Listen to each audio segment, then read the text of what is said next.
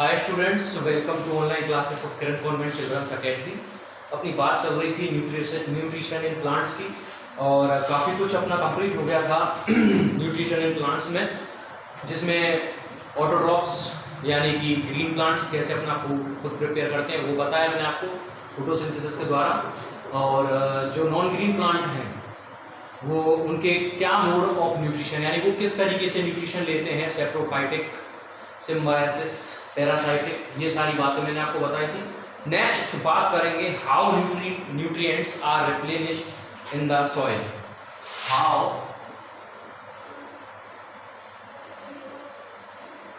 Nutrients are replenished in the soil। किस तरीके से न्यूट्रिएंट्स सॉइल में रिप्लेनिश होते हैं।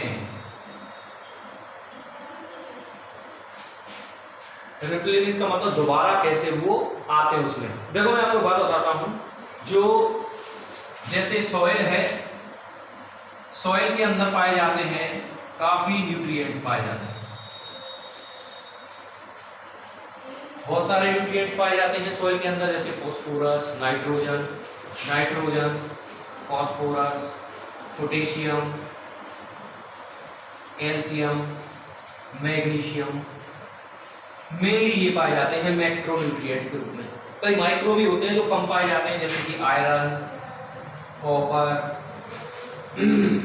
मैग्नीज और जिंक। तो ये न्यूट्रिएंट्स पाए जाते हैं सॉइल के अंदर। कहाँ पाए जाते हैं ये सारे? सॉइल के अंदर। अब बात करें जैसे कि कोई प्लांट है, ये जंगल में क्या है, फॉरेस्ट है, और फॉरेस्ट में बहुत सारे प्लांट लगे हुए हैं। ये क्या करते हैं विद देयर रूट्स, अपनी roots, with the help of their roots, अपनी रूट्स की हेल्प से इन न्यूट्रिएंट्स को एब्जॉर्ब करते हैं और अपने आप को ये न्यूट्रिएंट्स लेते हैं, एब्जॉर्ब करते हैं।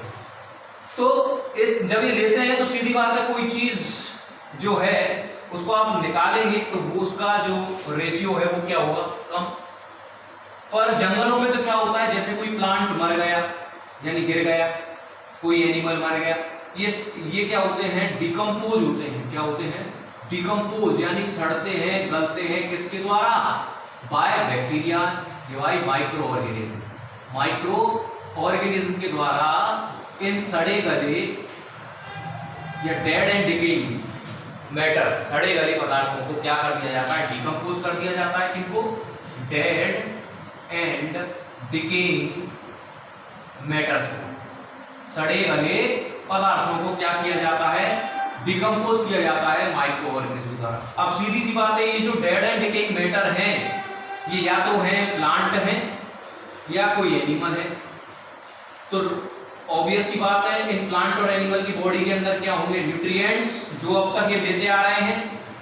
अब जैसे ये डिकम्पोज होंगे तो इनसे ये न्यूट्रिएंट्स हैं वो दोबारा कहां चले जाएंगे, सॉइल के अंदर आ जाएंगे। तो जंगलों में तो कुछ इस तरीके से जो न्यूट्रिएंट्स हैं वो एब्सॉर्ब किए जाते हैं प्लांट के द्वारा, और उन प्लांट को खाया जाता है एनिमल्स के द्वारा। धीरे धीरे वो प्लांट जब बूढ़े हो जाते हैं, बहुत पुराने हो जाते हैं, गिर जाते हैं, आंधी तूफान में गिर जाते हैं, कोई एनिमल मर जाता है, तो उनको डिकम्पोज किया जाता है माइक्रो ऑर्गेनिज्म के द्वारा, और डिकम्पोज होने के बाद वो दोबारा उसी मिट्टी में जहां से उनको लिया गया है दोबारा पहुंच जाते हैं। इस तरीके से सॉइल में माइक्रो ऑर्गेनिज्म जंगलों में, फॉरेस्ट में रिप्लेनिश हो जाते हैं। ये तो बात हुई फॉरेस्ट की।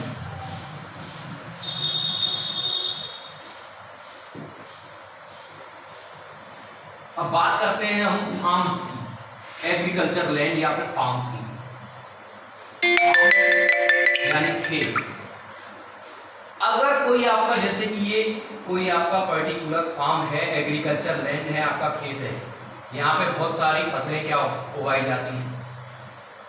अब इन फसलों, ये फसल भी क्या करती हैं, मिट्टी से, सॉइल से क्या करती हैं, न्यूट्रिएंट्स को एब्जॉर्ब करती हैं।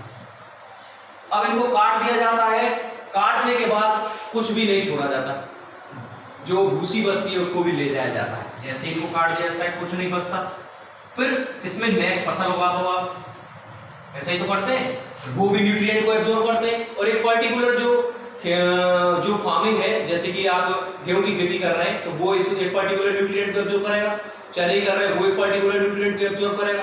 इस तरीके से यहाँ से लगातार क्या होंगे, न्यूट्रिएंट की जो रेशियो है वो डिक्रीज होता चला जाएगा। क्या हुआ, डिक्रीज यानी कम होता चला जाएगा। तो क्या होता है कि जरूरत पड़ती है एडिशनल तरीके से न्यूट्रिएंट यहाँ पे डाला जाए। क्या किया जाए, ऐड किया जाए न्यूट्रिएंट को।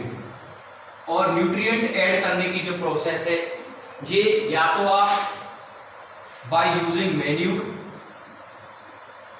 आप खाद डाल सकते हैं, खाद के अंदर होते हैं कई सारे न्यूट्रिएंट्स, या आप फर्टिलाइजर्स ऐड कर सकते हैं। फर्टिलाइजर्स रासायनिक खाद होते हैं, केमिकल्स होते हैं, लैब में तैयार किए हुए जो न्यूट्रिएंट होते हैं, जो अभी मैंने बताया कैल्शियम, मैग्नीशियम, फास्फोरस, लैब में जो तैयार किए हुए होते हैं केमिकल्स जो कि न्यूट्रिएंट होते हैं, उनको कहा जाता है फर्टिलाइजर्स। एक तीसरा तरीका भी है क्रॉप रोटेशन। क्रॉप रोटेशन तो एक खेती आपने उगाई, जैसे आपने बीट लगाया, अब आपका जो नेक्स्ट है वो आप जो मान लो कि आप लगाएंगे साहब मिलेट यानी बाजरा, तो बीच का एक गैप होता है 3 मंथ्स का। यहां पे आपको लगानी है पल्सेस। क्या करते हैं किसान भाई, पल्सेस यानी दालें लगा देते हैं, जिनको कहते हैं लेग्यूमिनोसी प्लांट। क्या कहते हैं, लेग्यूमिनस प्लांट। क्यों कहते हैं, क्योंकि लेग्यूमिनस प्लांट की जो रूट होती है, क्या होती है, रूट होती है, उनमें पाया जाता है एक बैक्टीरिया। क्या पाया जाता है, एक बैक्टीरिया, जिसको कहते हैं राइजोबियम। क्या कहते हैं, राइजोबियम। ये पाया जाता है राइजोबियम रूट में, किसकी में, लेग्यूमिनस प्लांट पल्सेस की रूट में। ये क्या करता है, ये एटमॉस्फेरिक जो नाइट्रोजन है, एटमॉस्फेरिक जो नाइट्रोजन है उसको नाइट्रेट्स में कन्वर्ट कर देता है, नाइट्रेट्स में तोड़ देता है।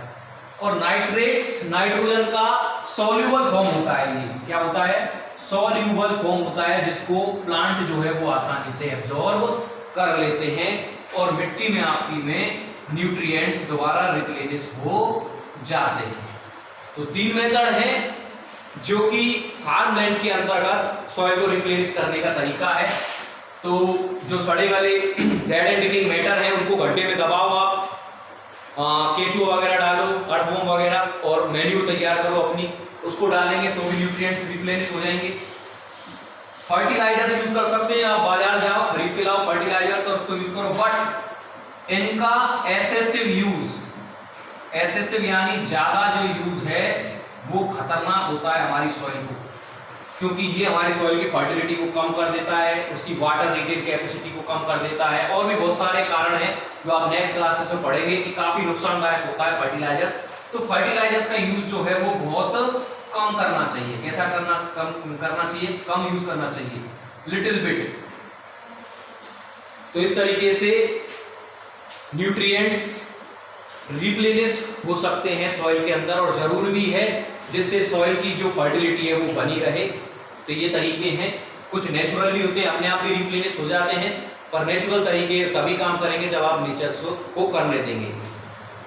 तो ये टॉपिक था अपना आज का, हाउ न्यूट्रिएंट्स आर रिप्लेनिश्ड, और इसी के साथ साथ आपका चैप्टर नंबर 1 कंप्लीट हो जाता है क्लास 7 का।